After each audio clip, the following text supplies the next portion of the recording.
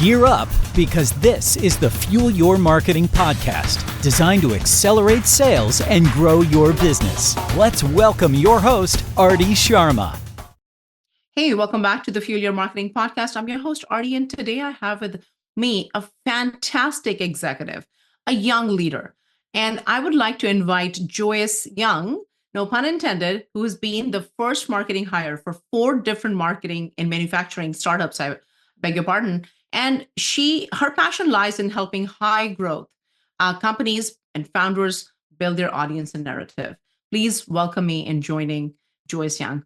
Joyce, welcome to the show. Thank you so much for having me. My pleasure. Joyce, you, as I mentioned, 4 times different manufacturing startups, and now you're in an executive role. Tell me what fascinates you about startups. Fascinates me about startups is there is no shortage of people who have world-changing ideas. And I'm the type of person I truly believe it is an honor and a privilege to work for a founder, because this is somebody that has the risk profile to do something radically different. And if you're fundraising from venture, your idea has to be very different. And if you're going to raise a large amount of capital and do it consecutively. And so I'm just attracted to people who want to change the world, doesn't have to be in a big way, can also be in a small way, and are willing to go through that journey because it's so emotional. And can lead a team through that is, like I said, I think it's an honor and a privilege. Oh, that's such a well put together and very, very thoughtfully crafted. I think your purpose to why work with founders, because as a founder myself, I know it can be a very emotional journey. A lot of risk you take, especially when you're coming from a corporate to build something. But I think just like what you articulated for a founder, at Measure Marketing, we also are very purpose driven to influence, inspire, and impact the lives of all stakeholders. So I totally relate to it. Thank you for sharing. Now, you're the vice president of marketing at Pico MES, which is a Series A startup, software startup, and focuses on helping the supply chain and supply base efficiencies. Can you talk to a little bit more about the company, what the software does, and what the platform is all about?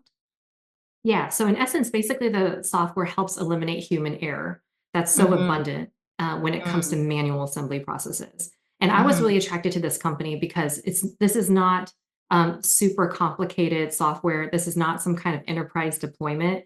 This is something that is very easy to use, has instant aha moments for end users, and is within days brings value to the customer. And so if you can make one American supplier more productive, you can make hundreds of them and then thousands of them. Imagine the impact on the overall supply base. And it's a rising tide raises all boats. And so 100%. I really am attracted to their mission of let's improve all these small manufacturers that we have that have daily struggles that are not brought to the limelight and are overshadowed by the media with bigger stories, where the supply base is probably the most important thing that we could probably care about as a country and economy. 100%, especially in today's day and age and the way the economy is headed, 100%. Wow, what a mission. Now, is this your first, are you the first hire for the first time in a VC funded startup, or is it the second, third time? So this is the 4th time that I've been the first marketing hire.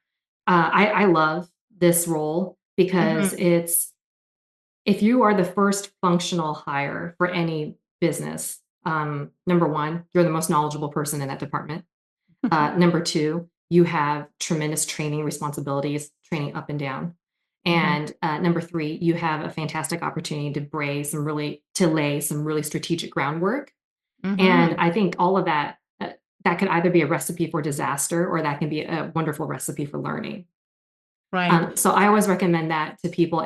If you've hit a level in your career where you just really want to do something radically different and willing to take on a new learning opportunity with no guarantee for success. And by the way, there's no guarantee anyone's going to clap for you either. If you're the first functional leader, you are on your own. You have to be okay with that. And I look at you, Arti. You have your own business. Who claps for you at the end of the day?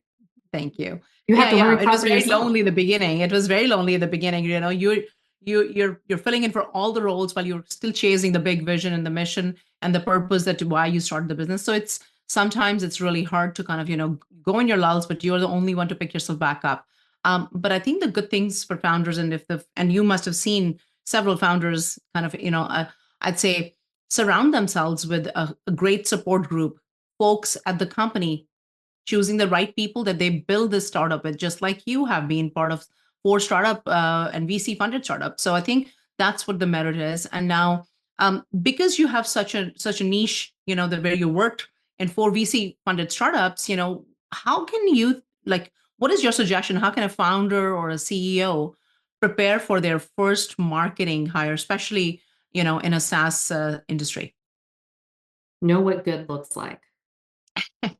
So look at your network and your community. Is there somebody out there that you think that person's doing a really good job? Why are they doing a good job?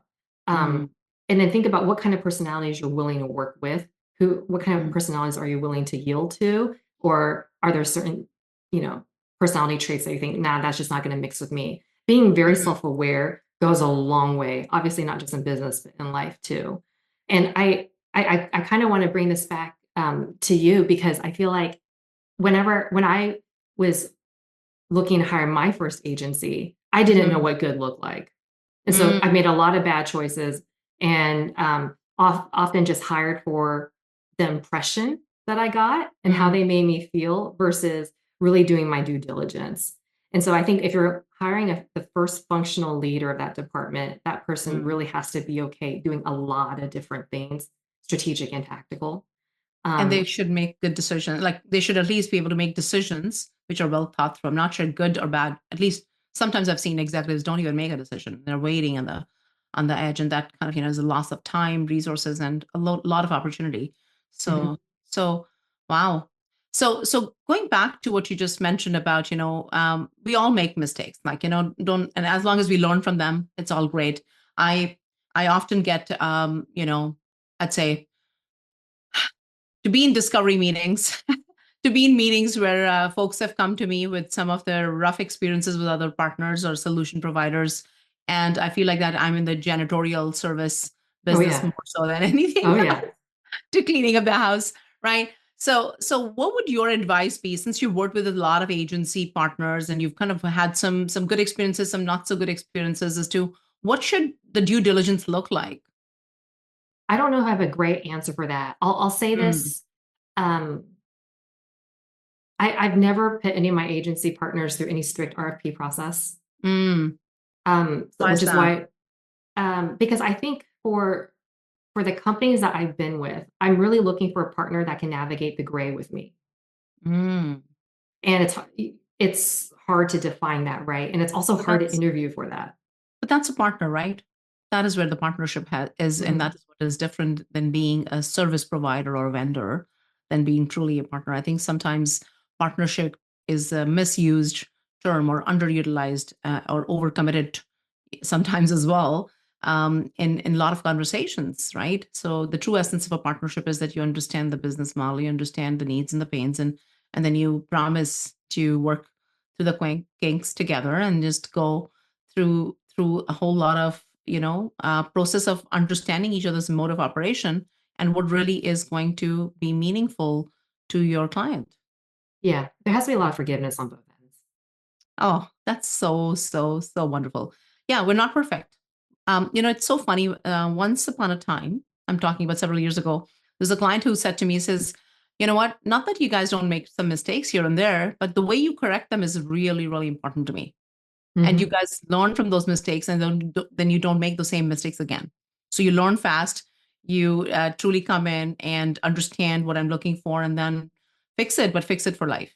So I think that's important as well in your agency partnership. Anyways, I'm speaking from my standpoint. It's not about me. So what's the hardest thing about being the first marketing hire?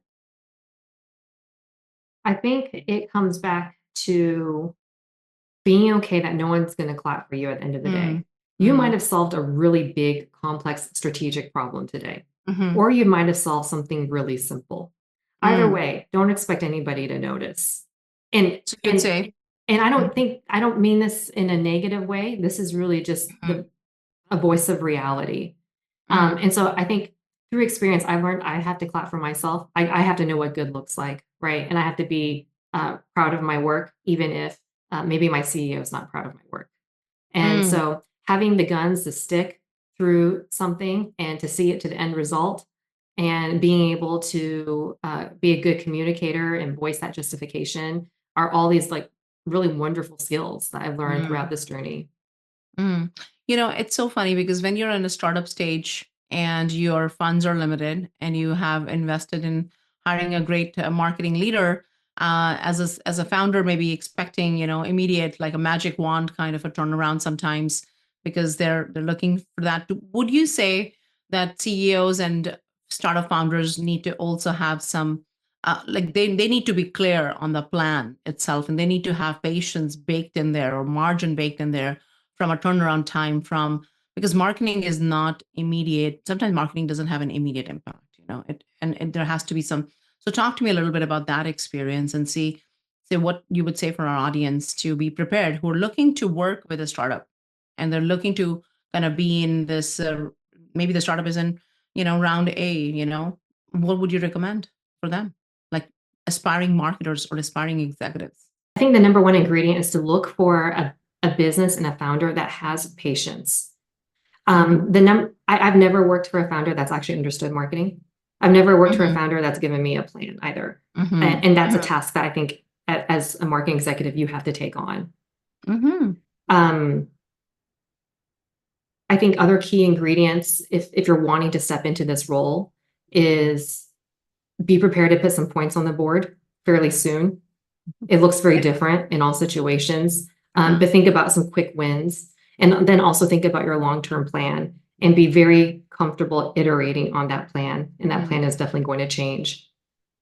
I think the third thing is know pretty soon who you want to bring on with you, because we're as leaders, we're not good at everything. We should have functional knowledge on many things, but we're not meant to be experts on everything. So who are those experts that you're going to bring with you? A lot of my agencies have been with me across 4 different businesses, and it's because we know each other's style of learning, and I know that they're dependable, and they know with me that they have consistency. I think that's really important in an agency relationship. I have an SEO expert that I call on. And so having that panel of experts, functional experts that can help you ramp up really quickly is how I've been successful. And that's the advice I would pass on. I think that's the best way to approach it as well, because as you said, you're not the experts and you're the strategic person who've been hired to bring in the experts or the doers, if I would say, of those functional areas. And as a leader, you still have to build some expertise and some skills. So anybody who's kind of, in the growth mode in their careers, would you say that there is some sort of skills, at least a few skills that you would say that aspiring marketers need? And what would they be? I think you have to be a good storyteller, Mm-hmm. be an excellent communicator, Mm-hmm. and then be an avid learner. This sounds really cliche. A lot of people say, don't ever give up on learning, but I'm such a huge advocate of reading. So I think you have to consume knowledge outside of just your workplace, outside of consuming email and articles. What are you doing to pour into yourself and helping yourself get better? I used to have a career coach. I don't anymore because now I'm just such an avid reader. I have a book on What my books do you desk. read? What are you reading right I now? love John Maxwell. I'm reading 15 Invaluable Laws of Growth. I highly recommend anything Maxwell. He is on my own, I guess you would call my so-called board of directors in terms of whenever I want advice on leadership or when I'm facing challenges in my career, I always read one of his books. This is my 3rd time on his. Fantastic. This is your go-to book. Yeah, we all have our go-to books. And I think, my uncle, who was a professor of geography back in India, will always tell me when I was growing up, readers are leaders. Yeah. Okay. And I've learned so much because sometimes it's really hard to keep going to the conferences, events, coaching. I mean, you have to have reinforcement. Reinforcements are really important. Sometimes you may find that, the lessons that you probably read in a book are being spoken at a conference by another, leader. But that reinforcement stays with you. And that's when you start to apply them in your daily practices or daily life in your day-to-day operations and functions. So I do agree. Now, is there another book that you would recommend specifically for marketing that you would say, besides leadership and growth? Would you say there's another marketing book that you would say that somebody should pick up and read and is a definite must? I haven't read any marketing books lately. There's certain Mhm. blogs and articles I subscribe to, but Mhm. I'm on this journey where I want to become a better leader. So I'm leaving the function behind and trying to really grow in my people management skills, my Mhm. communication, how I manage myself and my expectations, those kinds of things. Yeah, no, I agree. I would say there's a book called Outliers. Have you heard of the book Outliers? Who wrote that That's a one? Outliers. I'm not sure. I'm forgetting the name. Howard, maybe. I'm forgetting the name, but Outliers is a good book. I'm more in the substance of the book. That was a book that I read several years ago and still stays with me. If you're looking to kind of, look at creating your uncontested ocean, I would say Blue Ocean Shift is a good book Uh-huh. from that standpoint. But yeah, so Pico MES, let's talk a little bit about that, right? It's known for its innovative approach to error proofing in manufacturing.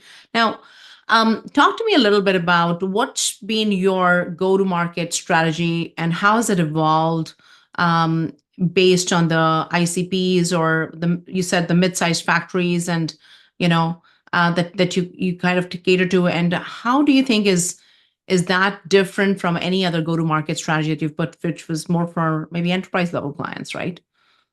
Yeah, we have certainly experimented with a lot of different motions. Hmm. I've been here for about 14 months. And when I first started, they had a very direct, a very outbound motion, almost 100% outbound, relying Wow. on SDRs. I came in here and said, this is SaaS, let's shift this to inbound. Hmm. And I would say right now we're really more hybrid. But Hmm. I just brought on a paid search agency to really shift this Hmm. to inbound motion. And I think this is another beauty about working with startups is that it's not like we're never settled on one Hmm. thing. We always want to get better. And so how can we reach more customers? It doesn't really matter what the go-to-market motion is. Hmm. It's all about testing the audience reach and engagement and just Hmm. seeing how much more and higher volume can we reach more effectively? Yeah. So do you guys do any? Do you have attribution set up for channel or for each of those motions? And do you know which channel is the most productive and effective for you guys, or do you think you're still in the gestation stages of that?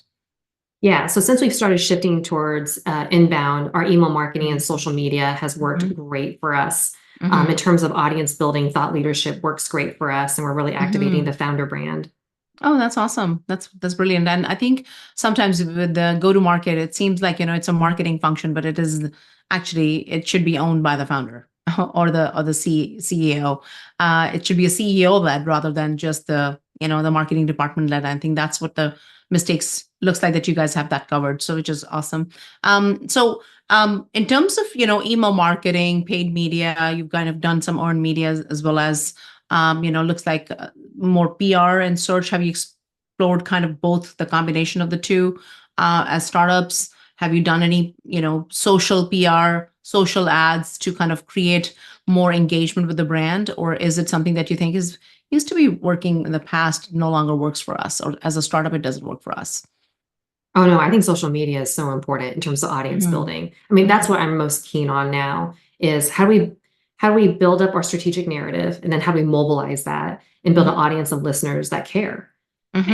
And the one of my biggest tasks when I first started was I think we have to mobilize customer advocacy. There's so many rich stories in Mhm. these smaller factories that are Mhm. doing good, and they are economic drivers of their small town. We have to bring Mhm. those stories to light. And so in Mhm. my first year, we hit the road with a camera crew Oh wow. and started interviewing these various factories. What kind of productivity gains are you seeing? How is that impacting your livelihood? What Mhm. have you been Mhm. able to do? Mhm. And those stories have flown.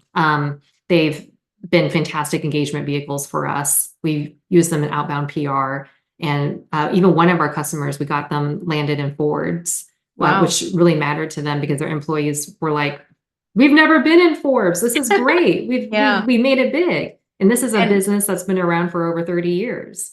fantastic. So So storytelling and media leverage is amazing. And then I think most of the times we're so kind of digitally, we're in the bandwagon, we're on the bandwagon of digital transformation that we sometimes forget the humanization that is in front of us, and how do you use those humanized factors and create more engagement, more relatability within your content, within your marketing message as well. So that's awesome. Now, we talked a little bit about educating your potential customers, as well as your existing customers. You went on, and kind of captured those stories. But talk to me a little about your overall go-to-market approach in terms of key metrics. Okay, is that okay? Yeah. So considering that you're a whole lot of into content, building educational content, telling the stories through media content, activating your social media reach as well, current customers, new customers, building pipeline. What are the metrics in all of this? What are the metrics that you guys are really focused on measuring? And are there any specific tools that you use? Oh, yeah.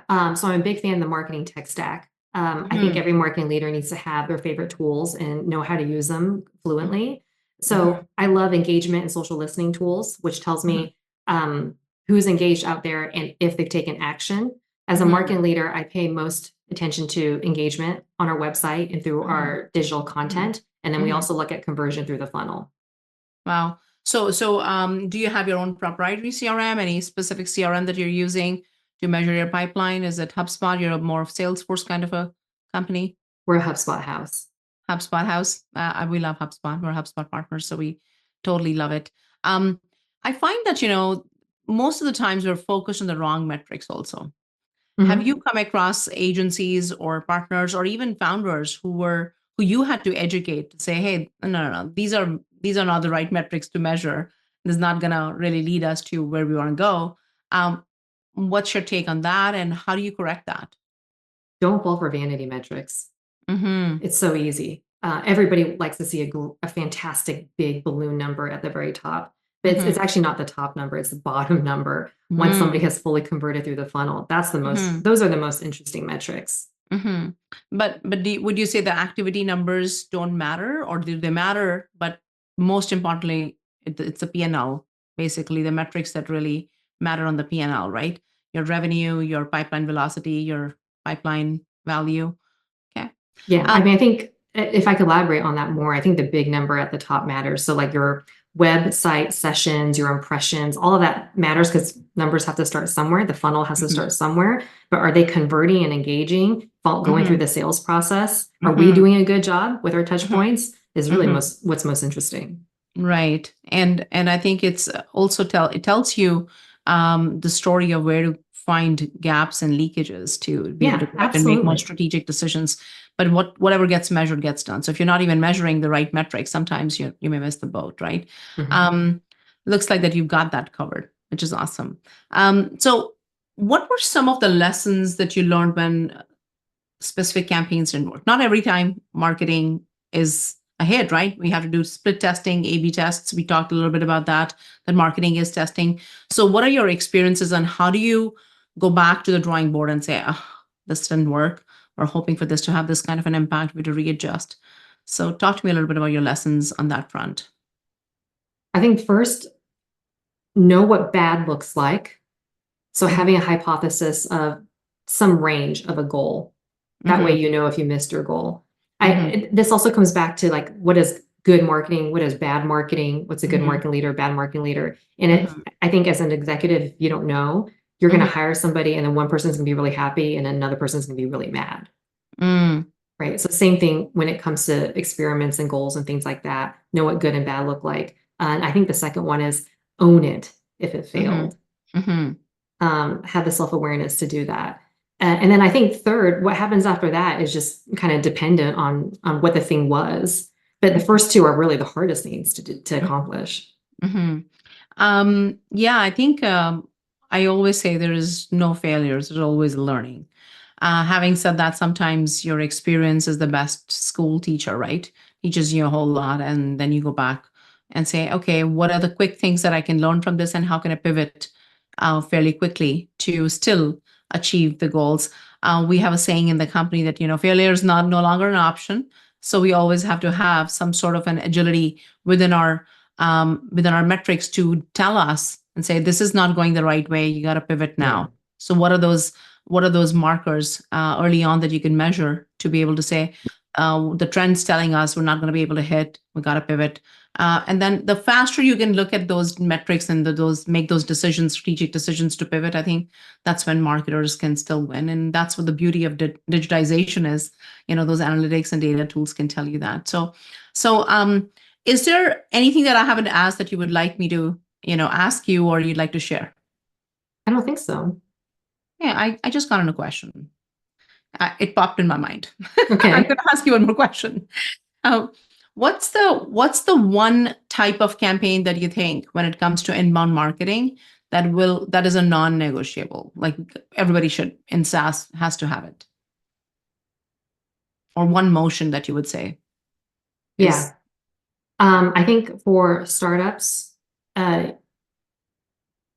every startup needs to be serious about founder brand. Mm-hmm. No matter how shy or whatever those words are, no matter how shy the founder is, or maybe doesn't want to be in the limelight, I think it's our job as marketing leaders to make it happen, because the founder is the originator of the idea. Mm-hmm. They have to be front and center, and it's our Right. job to help them be prepared, Mm-hmm. look successful, be Mhm. confident. Mhm. And that's really hard, especially when you're working with tech founders who are more comfortable on the back end.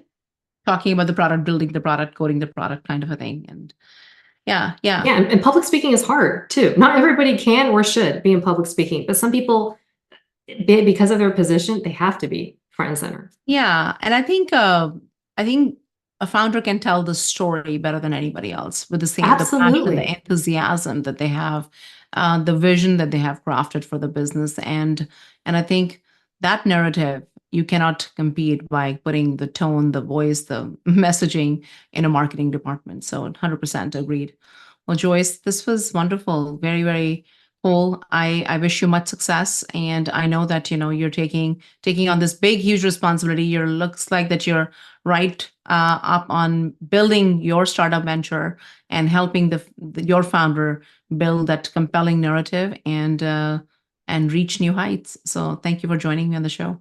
Thank you for having me. My pleasure.